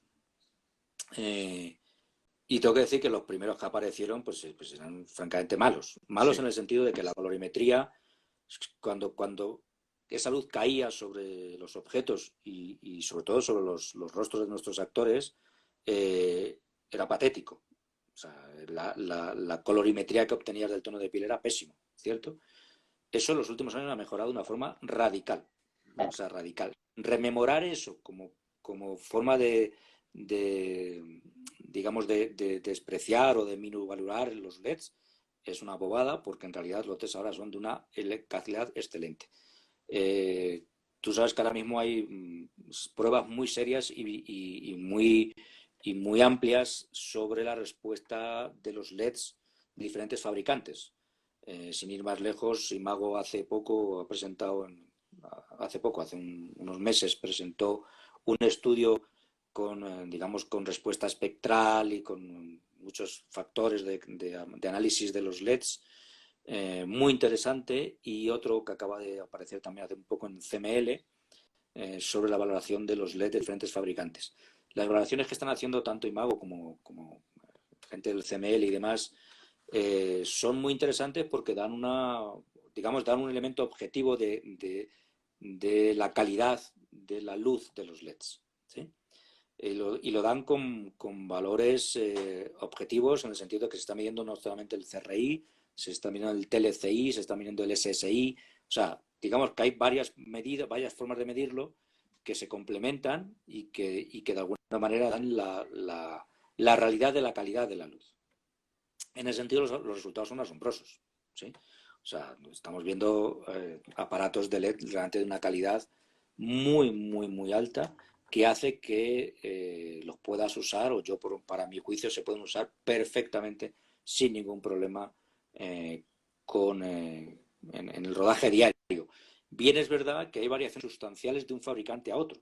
Esto sí es importante. Eso te iba a decir, ¿qué hace que un LED, porque al final es un diodo, el diodo que hace que uno sea mejor que otro? ¿Por qué hay unos que son peores y otros que son mejores? Las respuestas que dan son distintas porque sabes que los LEDs utilizan son semiconductores y utilizan, digamos, unas sustancias químicas, un mineral, que dependiendo de la calidad de ese mineral, ¿sí?, la condición es más adecuada o menos adecuada, ¿sí? Si es más puro, pues es mejor; si es menos puro, pues... Y como Claro, siempre, también hay que evaluar la relación calidad-precio, ¿cierto? claro. Y la investigación tecnológica que hay detrás de todo eso, que es mucho por parte de los fabricantes. Entonces, que el coste, la calidad, que tiene que ver con la fabricación de los LEDs, de los diodos y demás, pues todo eso influye en que se vean distintos, ¿no? Y hay unos que se ven claramente diferentes de otros. O sea, tú puedes poner un LED a 3200 y otro LED de otro fabricante a 3200 grados Kelvin y te dan distintos. Y tú fotografías a tu modelo o a tu actor o a tu actriz y lo ves diferente. Entonces es muy interesante este tipo de pruebas que hace esta gente, porque son una primera orientación de qué tipo de LEDs tú quieres utilizar, ¿sí?, y con qué tipo de LED te vas a enfrentar al rodaje. Eh, para mí, si te digo la verdad, yo me siento muy cómodo trabajando con LEDs, muy cómodo. O sea, me encanta la posibilidad de cambiarlos de color, me encanta la calidad que dan en la textura, en la intensidad, en cómo se pueden difuminar, en cómo se pueden controlar. O sea, me gustan mucho. No llegan, por lo menos con lo que yo he trabajado, a intensidades de luz como son los HMI potentes, aunque ya los hay, ¿cierto? Pero no renuncio a las HMI. Pero, por ejemplo, yo he renunciado básicamente a trabajar con Kinoflow. Yo he trabajado Mm. muchos, muchos años con luz fluorescente, con Kino básicamente. Me gusta mucho la luz fluorescente, la he manejado muy bien, pero la posibilidad que tengo de hacer lo mismo con LEDs, ¿no? Claro. Es inmediatamente, o sea, independiente, o sea, no tiene nada que ver. O sea, la comodidad, la inmediatez, los cambios de color, los cambios de temperaturas de color, las correcciones de temperaturas de color, o sea, todo eso que había que hacer antes, cambiando los tubos o metiendo filtros, no sé qué, todo eso ha desaparecido, para obtener resultados prácticamente similares, ¿sí? Sí. Prácticamente similares. Oye, y en cuanto al color, no sé si viste unas pruebas que hicieron que ponían un bodegón con diferentes colores y iluminaban con un HMI y gelatinas, y luego iluminaban con un LED y ponían las gelatinas, digamos, digitales, ¿no? Las programadas. Y pasaba que cambiaba la reproducción del color en los objetos. O sea, digamos, el LED, cuando tú no le ponías un filtro de estorar o lo que sea, de rojo, por ejemplo, te empastaba todo el Sí, bodegón. Sin embargo, el HMI con la gelatina te seguía sacando como colores, ¿no? No sé si viste esas pruebas. es verdad, y era más dramático aún con el tuxteno. O Ujú, sea, yo recuerdo unas pruebas de la ASC de estas, y se veía, me acuerdo que era un sofá o una especie de butaca de terciopelo rojo, iluminado ujú. con tuxteno. Se veía el rojo súper bonito, y con LED se veía una porquería empastada, sin Mm. textura y con una colorimetría que nada que ver con, con lo que de verdad era, ¿no? Claro, el tuxteno sigue siendo un referente de calidad de color, ¿no? Igual que la Claro. luz del día, siguen siendo referentes de calidad de color. pero nosotros no hemos hecho nada más que inventar a lo largo de la historia del cine, inventar cacharrería, ¿sí? Para simular esas dos, digamos, pues sobre todo la fuente de luz del día y luego el tungsteno, que como sabes es una fuente de luz continua y que por lo tanto pues, da una calidad de color prácticamente de un 100%, ¿no? Entonces, sí, hay diferencias, insisto, esas diferencias cada vez son más minimizadas por los fabricantes, y que no sé si justifican finalmente en el set lo que es cambiar de gelatinas. Además, las gelatinas, como sabes, si el aparato es potente, las gelatinas en 2 horas están achicharradas. O sea, no se han quemado, Mm, pero lo que quiero decir es que pierden color, ¿no? Pierden respuesta, sí, mientras que te va a mantener siempre la coherencia de eso, ¿no? Entonces, sí, es verdad que perdemos un poco de textura y de calidad todavía respecto de estos referentes que teníamos antes, pero no sé si justifica eso el desecharlos del trabajo cotidiano, ¿no? sí, no, Yo creo que total. además se impone el sentido común de la rapidez, porque como tú bien sabes ahora, pues los rodajes son súper rápidos, ¿no? Siempre han sido Mm, rápidos, pero ahora son más. O sea, sí, antes las películas se hacían en alguna semana más, en 2 semanas más, ahora se hacen en 4, como mucho en 5. Digamos de nuestro entorno, no hablo de la industria norteamericana top, porque la industria norteamericana entre medias es igual que nosotros, ¿sí? claro. La top, la que vemos todos en el ASC y en todas estas cosas, pues tienen otros parámetros para medir. Pero el común de los mortales, incluidos los gringos, nos vemos obligados a trabajar muy rápido, ¿no? Y en este sentido, yo creo que los LEDs son insustituibles. Sí, Aparte de lo que total. tú decías, o sea, la diferencia de gasto energético, la condición de la cantidad de luz que tienes por la energía que gastas, o sea, es que es incomparable a cualquier otra cosa. Pero, Uy, ahora. Te hemos vuelto a perder. No te escucho. Algo ha pasado aquí. Te saco de la conversación y te meto otra vez, ¿vale? A ver si es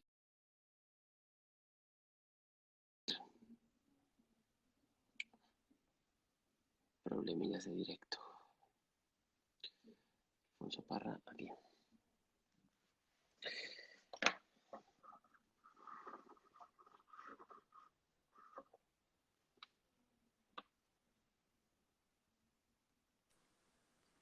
Ahora, ¿mejor?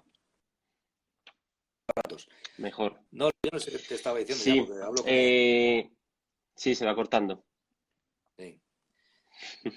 No, pero bien, bien. No, además también el tema de los LEDs, pues no deja de ser tecnología nueva que yo me acuerdo cuando empezaba, uno de los errores es que le metías color y luego llegaba a la sala de color y estaban los colores saturados de color, no de luminancia, sino de color, ¿no? Sí, El rojo muy saturado y no tenías cómo bajarlo. Entonces, creo que también a la hora de rodar uno tiene que tener muy presente el punto de saturación de los colores para no sí, clipearlos y también, si digamos estás trabajando como un monocromo, pues también ponerle totalmente. luz blanca que le dé un poquito de más información al sensor para que no vaya tan, porque en monocromo a veces los sensores, sobre todo en rojos y eso, o en azules, se Sí, les es va un verdad. poco la olla.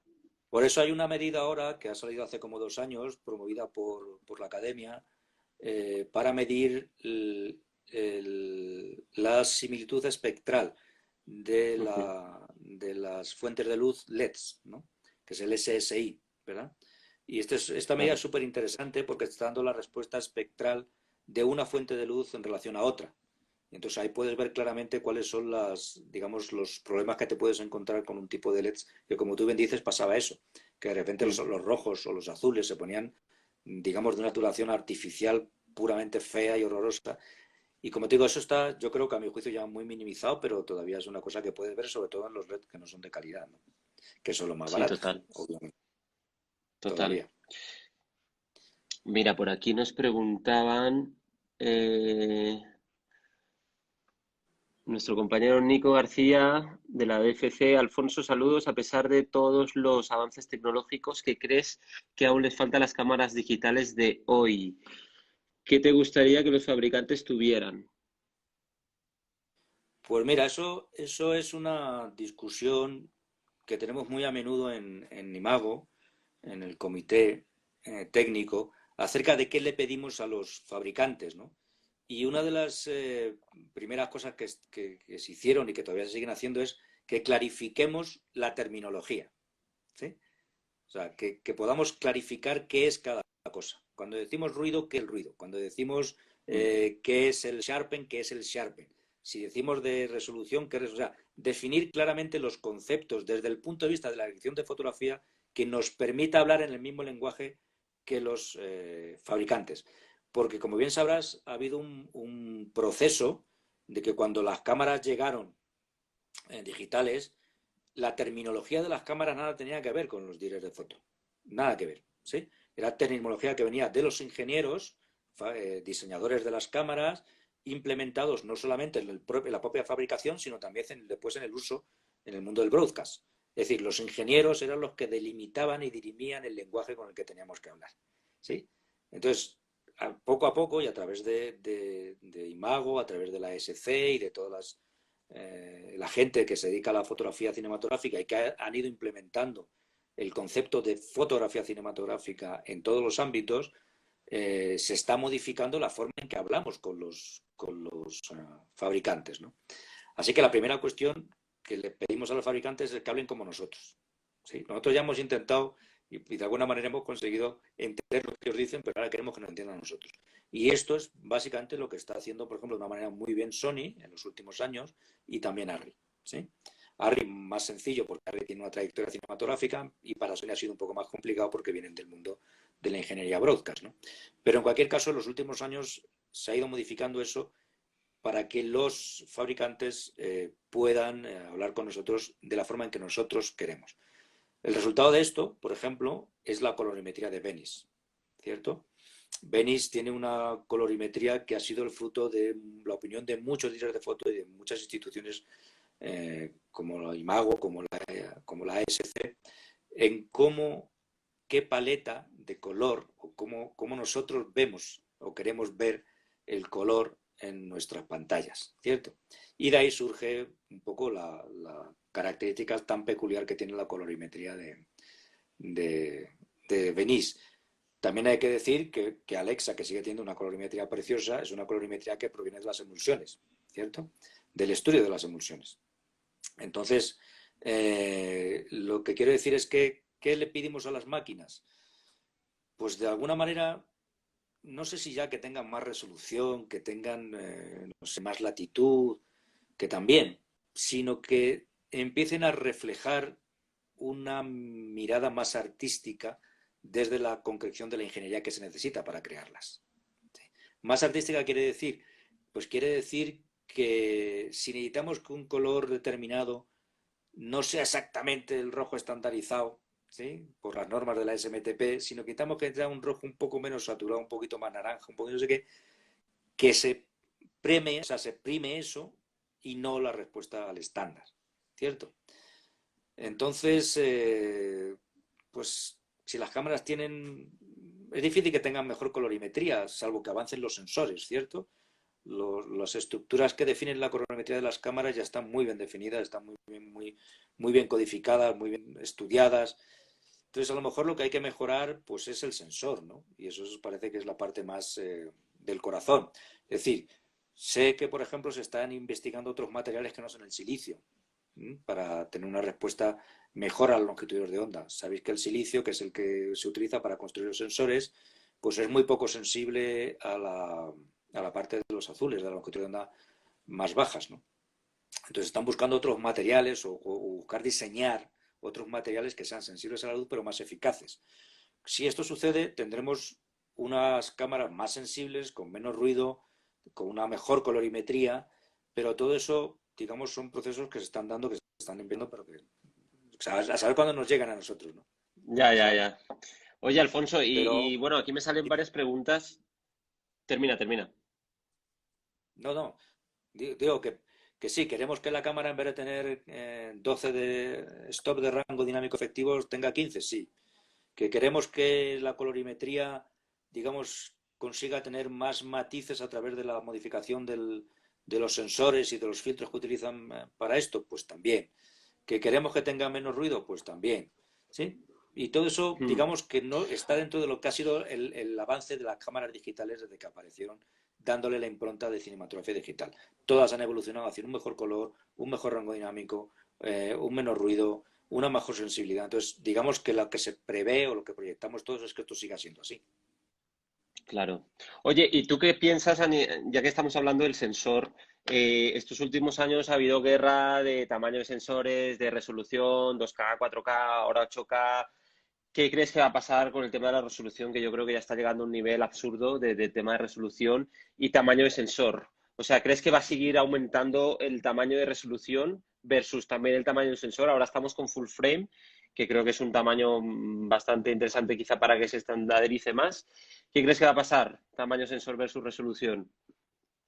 ¿Va a seguir subiendo, Yo, ampliándose? ¿Crees que se va a parar y van a indagar por otro lado?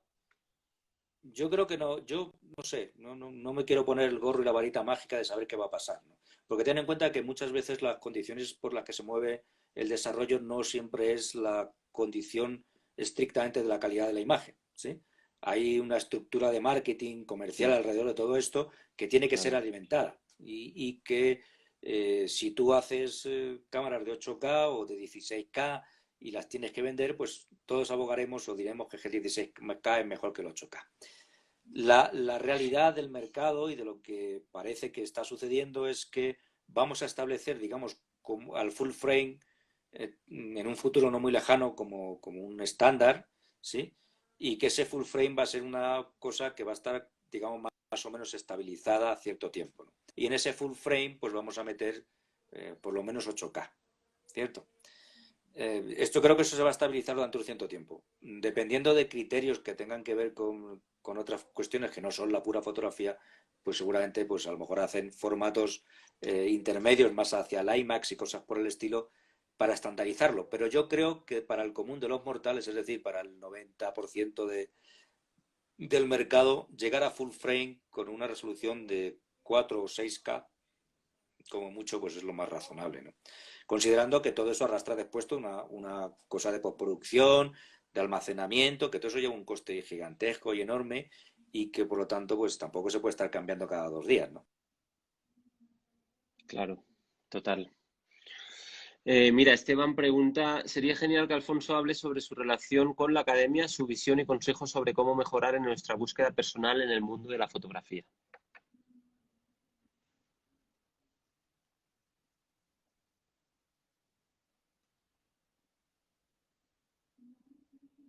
Te hemos vuelto a perder. Ya no te escucho. Bueno, voy a sacarte y te vuelvo a meter, a ver. Casi.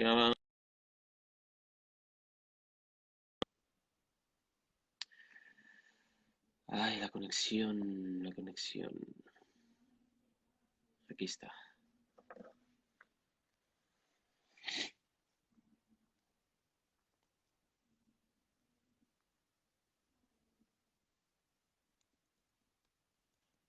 Ahora estás otra vez. Ahí. Está. Sí.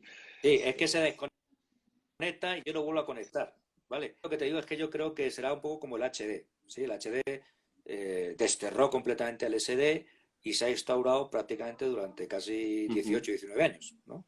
Ahora estamos viendo empezando a ver a cambiar eso, pero el 4K lleva que 7, 8 años, como ya como una cosa que empieza a considerarse.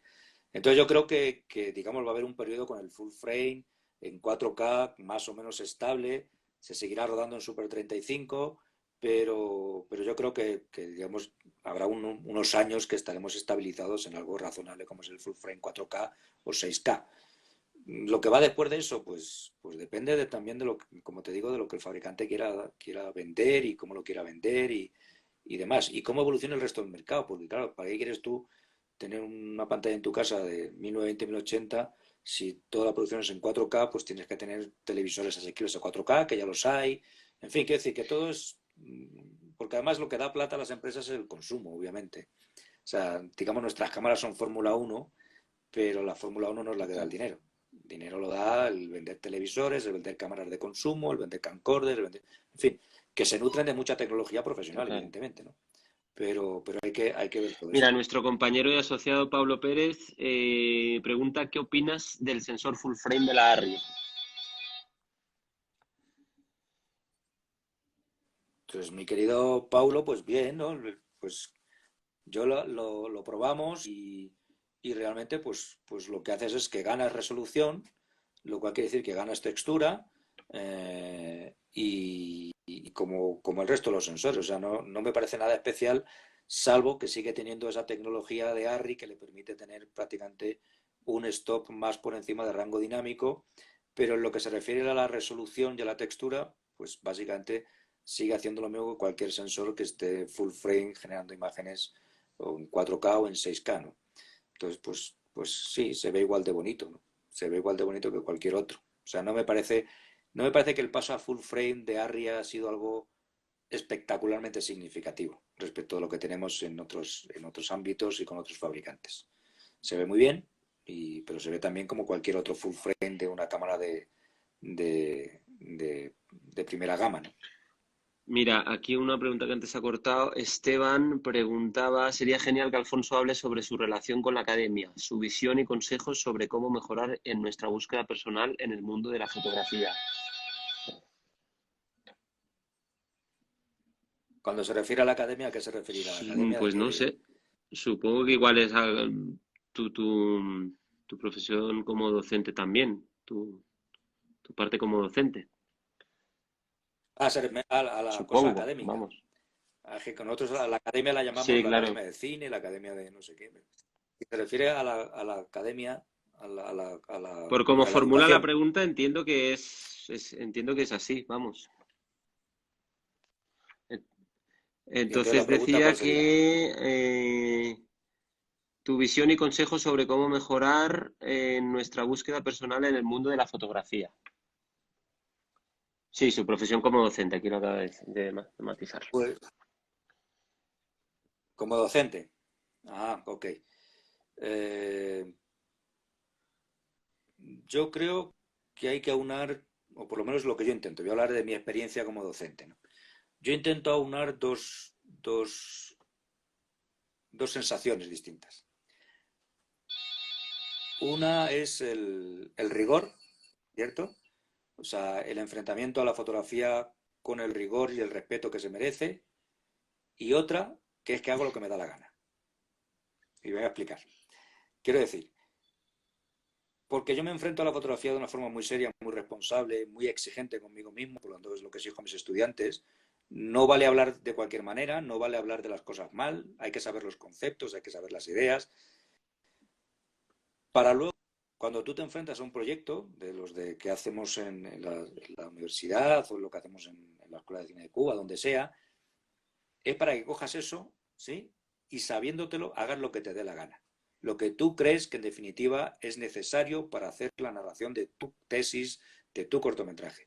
Entonces hay que aunar o imbuirles, como lo que yo intento, insisto, imbuirles, es la pasión por la fotografía como un arte, una pasión que implica un profundo compromiso con el conocimiento, pero a la vez liberarse de eso para crear imágenes que te pertenezcan. Yo creo que hay que unar esas dos cosas. Hago lo que me da la gana, pero lo hago precisamente porque me lo sé. Y sobre eso, yo, por ejemplo, considero que es muy difícil evaluar a un estudiante. O sea, tú puedes evaluarle si le preguntas, defíneme el rango dinámico, ¿vale? Pero eso para mí no tiene ningún interés. Para mí tiene interés que una vez que saben lo que es el rango dinámico, cuando van a fotografiar un documental, no les queda chicharrar una ventana y el señor entrevistado delante. Mm. ¿Sí? Porque si les queda, entonces es cuando hay que cortarles las piernas y mandarlos a la cárcel. Si se lo saben. Si no se lo saben, pues es que no han aprovechado el curso, entonces estamos mal. Mm. ¿Cierto? Entonces yo creo que hay que unar una especie de rebeldía salvaje permanente con las cosas, pero desde el apoyo de esas cosas. O sea, yo no puedo comprender la gente que dice que yo lo hago así y no sabe hacer cualquier cosa. ¿Me explico? No os he contestado bien, Sí, perfectamente bien. ¿no? Más claro imposible. Mira, Felipe, He visto una pregunta que reiterada por ahí, espera, es que ¿cuál? he visto una pregunta reiterada por ahí de que ¿qué es una diapositiva? Maravilloso mundo de las ¿Lo has visto? diapositivas. Sí, sí, sí, sí. ¿Alguien ha, Sí, sí, sí. alguien ha preguntado dos veces que qué es una diapositiva? Una diapositiva era una pula reversible, es decir, se fotografiaba en cámara y al revelarla ella era un positivo, ¿vale? ¿sí? Entonces iban en unos Sí, marquitos sí, así sí, de sí. plástico, y entonces se miraban con un proyector. ¿Eh? Yo no sé igual se llama de otra Yo, manera yo, en otros yo, sitios. Allá en España se llaman diapositivas. Diapositivas. Yo me acuerdo en clase que a uno a veces le ponían el proyector ahí, iban pasando las diapositivas y te enseñaban ahí en la clase cosas. Qué tiempos. Claro, es que lo más aventajado que había entonces de tecnología era proyectar diapositivas Eso era la en el hostia, aula. era la Eso hostia. era el top. O sea, eso sí que era el top de la enseñanza Sí, más sí, sí, avanzada. total, Pero sí era película total. reversible. Era película Mira, aquí reversible. Felipe Cortés, Grantes, gracias Alfonso por ello, maestro. Camilo Copete también agradecido con esta charla para crecer no solo técnicamente. Gracias Fernando y saludos a Fernando Muro. Gracias Alfonso, me imagino. Para esta Ujú. época de la cine alta, sus consejos dieron un camino a seguir. Gracias, gracias. Alfonso, para terminar, dos preguntitas que te quiero hacer. La primera, inspiración, ¿cómo te inspiras? ¿Cómo estás al día, digamos, inspirándote? ¿Cuáles son libros, pinturas, no sé, inspiraciones que tú tengas, que tú tengas y recomendaciones que puedas dar a gente? Pues mira, yo como lo hago y creo que como yo, otros muchos directores de foto, cuando te llega un proyecto, vamos a contar un proyecto.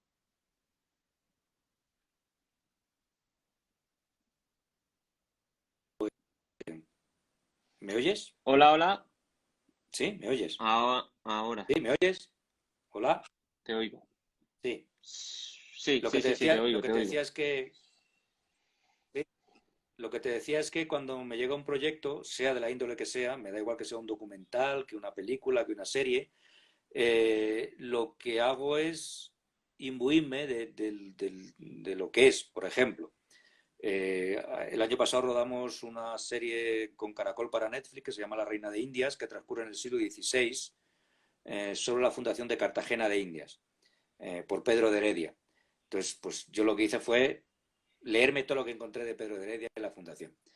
Y como me gusta leer, pues esas lecturas me llevaron a otras cosas de lecturas de cómo fue, digamos, la parte de la conquista en esta parte del país, ¿no? Por exponerte un ejemplo, pues hay unos libros de Alianza que se llaman La historia de la vida privada, son 5 tomos, y en esos 5 tomos, en uno de ellos, pues habla de la vida cotidiana a lo largo de la historia y habla de esa época del siglo XVI y cuenta cómo vivía la gente en el siglo XVI.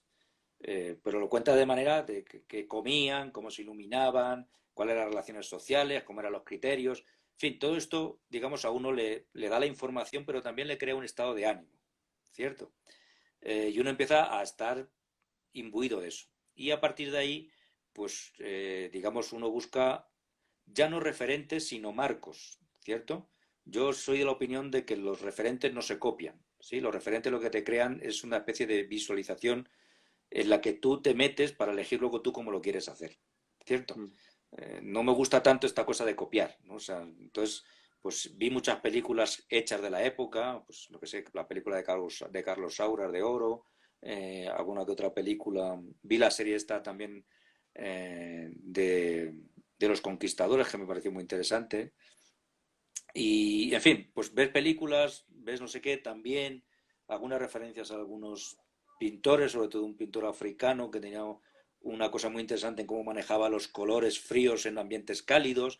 En fin, todo eso lo que genera es una especie como de sensación, básicamente.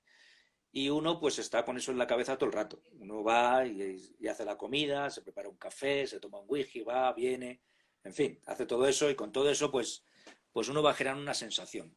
Y cuando digamos uno tiene una idea, pues lo va plasmando en un documento que yo hago, que hace mucha gente, que es digamos, el cuaderno de luces. Yo lo llamo así porque hice teatro y me quedó esa idea de que me gusta del cuaderno de luces, pero en realidad pues es tu paleta de color, un poco las referencias, la visualización y la explicación de cómo tú vas a tratar esas referencias. Y esto es así con todo. Me da igual que sea un documental, me da igual que sea una ficción, me da igual que sea una serie.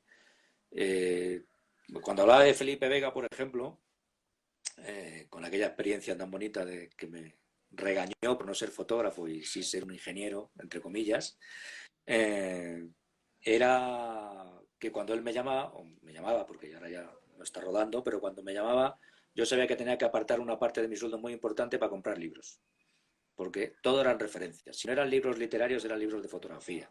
Y entonces era, pues me tengo que gastar 600, 700 euros en comprarme 6 libros de fotos, 6 no sé qué, porque todos eran referencias muy interesantes. Entonces yo creo que, como te decía antes, como la estética, o sea, como el estilo de uno se fundamenta en cómo es su vida, las lecturas pues son muy importantes. Yo creo que, y así se lo digo a mis estudiantes, yo creo que no se puede fotografiar igual si has leído a Cortázar que si no lo has leído, francamente. Y entonces yo me paso los intermedios leyendo mucho, no solamente de cine, que también, pero leo mucha literatura y veo mucho arte también. Lamentablemente lo tengo que ver todo por internet, ya Ya, que estamos encerrados bien, pero, pero en general pues procuro estar rodeado de cosas que me sitúen en lo que voy a hacer, ¿cierto? Que no significa que me las vaya a utilizar finalmente. O sea, a lo mejor pues he tenido esas pinturas de referencia o ese libro de referencia, pero al final a lo mejor no lo uso, ¿sí? Pero es más que nada generar una claro. especie de atmósfera, ¿no?, en la que uno se quiere sumergir para poder generar, ¿no? Y claro, esto tiene sus ventajas y sus inconvenientes. Uno ve como, o sea, tú estás de acuerdo conmigo que esta Mm. profesión es absorbente, ¿no? O sea, cuando uno se mete en un proyecto Sí, no sí, existe otra total, cosa más que total. eso. Y claro, y eso pues, como me preguntaban una vez en una conferencia que di en Congo, uno de los estudiantes me preguntó que si siendo fotógrafo se podía tener una vida normal. Y dije, pues básicamente no. O sea, todos estamos divorciados varias veces, separados, porque, claro, porque uno sale una serie en Islandia de Sí, 3 meses y te vas. Y eso no lo discute nadie, ¿no? Yo ya me reía cuando éramos mucho más jóvenes y entonces estabas en un bar y ligabas y tal, ¿no? Y entonces decías, pues, ¿y a qué te dedicas? Pues no, yo estoy en el cine y trabajo en el cine, cosa más emocionante. Y digo, sí, pero no me vas a ver y tal. No, no importa, no importa. 3 meses después era, no te veo, ¿no? te Y aquel avisé, ave, sí, este es mi oficio, esta es mi vida. O sea, es más que un oficio, es una forma de total. vivir, ¿no? Entonces, o estás con alguien que de verdad entiende eso y lo comparte, o si no, es muy difícil. Porque realmente nosotros nos pasamos mucho tiempo, no solamente nos pasamos tiempo fuera, sino que cuando estamos dentro, también estamos dándole a Claro, la cabeza para no sé qué. O sea, yo ahora aquí me encierro y estoy preparando ese artículo de la exposición y me puedo encerrar básicamente pues horas aquí dentro, ¿no? O las lecturas, no sé qué sí, decir, sí, sí. que es complicado. Pero en cualquier caso, pues De acuerdo. es nuestro oficio. Oye, yo ya iba a terminar con una última pregunta, así para cerrar, pero es que me han hecho dos interesantes, a ver si las podemos contestar brevemente, que nos quedan 5 minutitos. Mira, Camilo Copete, alguna vez escuché que la temperatura del sensor es de 5000 grados Kelvin. Si eso es cierto, ¿no sería mejor corregir la temperatura con filtros y no electrónicamente? Bueno, en realidad, cuando alguien dice que el sensor está equilibrado a 5000 grados Kelvin, lo que está diciendo es que la ganancia de los tres canales, rojo, verde y azul, es la misma a esa temperatura de color. Como tú sabes, del sensor se deriva las señales que se configuran en tres canales, que son rojo, verde y el azul, y esos tres canales para producir un blanco tienen que estar equilibrados, es decir, tienen que tener la misma ganancia. ¿Okay? Si uno ve la respuesta espectral del rojo, el verde y el azul, pues si el rojo es poca, pues será una curvita así, mientras que el rojo, si es más alta, será más alta. Para que el blanco sea blanco, la ganancia de los tres canales rojo, verde y azul tiene que ser la misma. En el caso de esos sensores, no es que el sensor sea sensible a 5000 grados Kelvin, sino que a esa temperatura de color, la ganancia de los tres canales es la misma. ¿Vale? No sé si me explico. Sí, sí, sí, sí, ¿Me sí. explico? Entonces, como a esa temperatura de color la ganancia de los tres canales es la misma, se dice que el sensor es sensible a 5000 grados Kelvin. El sensor es sensible a la luz. Y da igual que Claro, sea 5000, que sea 3200, que sea no sé qué.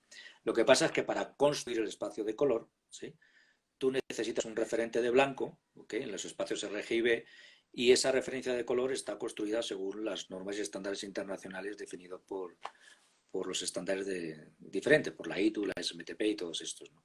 Entonces, tú coges tu valor de brillo de los píxeles y los configuras en una estructura de color determinada para los tres canales RGB. de acuerdo. Entonces, cuando tú corriges, básicamente haces un balance de blancos, lo que estás modificando es la relación de ganancia de los canales. Para intentar que sean los tres iguales, Claro, para tener el blanco. O sea, si tú tienes, digamos, una luz de tungsteno, ¿sí?, que tiene mucho rojo y tiene un poco azul, cuando tú haces el balance de blancos, lo que estás haciendo es subir la ganancia del azul, ¿sí?, para que se iguale a la del rojo y la del verde. Y entre las tres se busca el equilibrio para que sea blanco. Entonces, no es que el sensor sea nativo a 5000 grados Kelvin. No es el sensor nativo a ninguna temperatura de color. Simplemente se comporta a la luz y el trabajo electrónico de lo que manda el sensor es lo que construye finalmente el blanco, ¿cierto? Pero como bien sabéis, el sensor solo ve valores de brillo, ¿sí? Si tú coges una imagen del canal rojo, verde o azul, lo que vas a ver es una imagen en blanco y negro.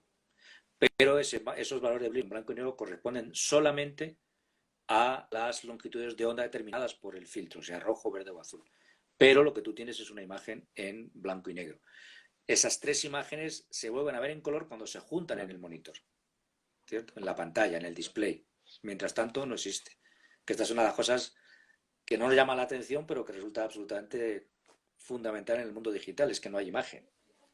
O sea, la imagen solo existe cuando la ves en un display, Claro. ¿cierto? De ahí la importancia de los monitores, los televisores, no sé qué, porque son los que finalmente enseñan lo que ves. Claro. No. Pero las cámaras, cuando vienen los presets que pone 3200, 4500 o 5500, o los tres presets que manejan, lo que están valorando ahí es cómo construir desde ese blanco a esa temperatura de color la relación de los tres canales, dentro de unos valores virtuales o no virtuales del triángulo determinado del espacio de color, ¿no? Bueno, yo creo No que sé si me he explicado bien. magnífica explicación, mejor imposible. Bueno, va, última pregunta, Alfonso. Edison Cuello pregunta, hola, ¿qué nos dice sobre cómo se va a plantear los estándares de la dirección de fotografía con el HDR?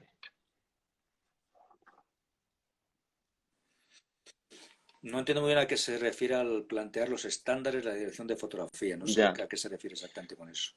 El HDR, además, creo que has tenido ocasión de hablar de eso ya, sí, ¿no? Del HDR y demás, ¿no? Eh, el HDR no va a modificar en ningún sentido lo que es un director de fotografía. En ningún sentido.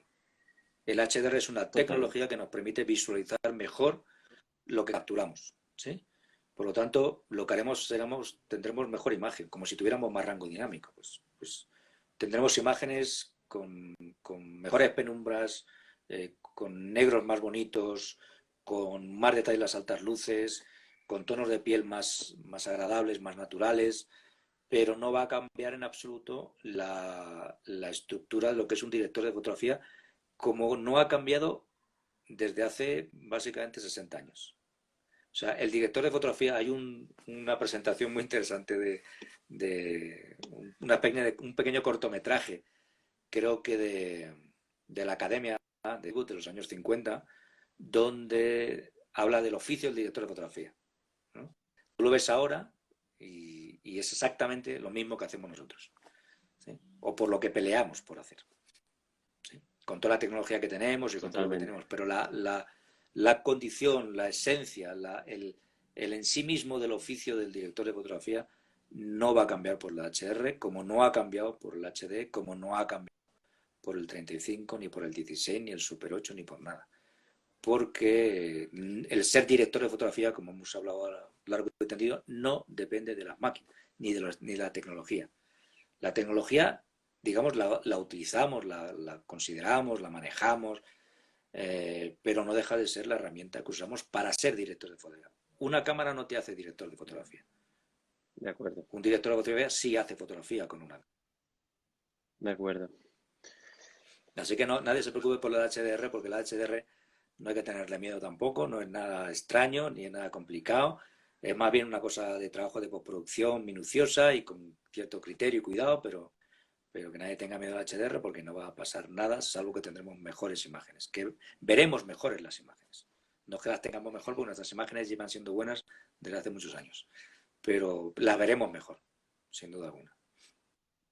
Oye, Pablo Pérez pregunta, ya para terminar, ¿es verdad que el sensor de la LF de ARRI está construido por dos sensores unidos? No, no, eso es un bulo que circuló por las redes y demás, pero no. Creo que en algún sitio incluso alguien de, no sé si de Arri o de alguien de distribuidor de Arri, aclaró esta cuestión. No son dos sensores pegados. Bueno, pues, maestro Alfonso, gracias por tu sabiduría, por tus consejos, por todo, No, gracias por a ti por aceptar la compartirlo. invitación y tener este rato de charla tan agradable. No sé Nada, si hay algo que quieras añadir ya para cerrar.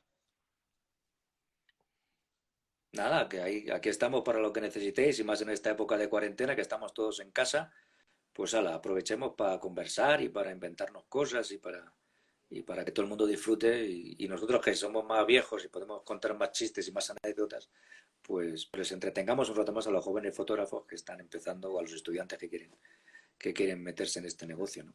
Así que nada, aquí estamos a tu disposición. Gracias a ti por estas iniciativas que son súper importantes y que te agradezco que cuentes con todos nosotros y que ahí estamos para lo que necesites y la gente que nos ha escuchado pues también.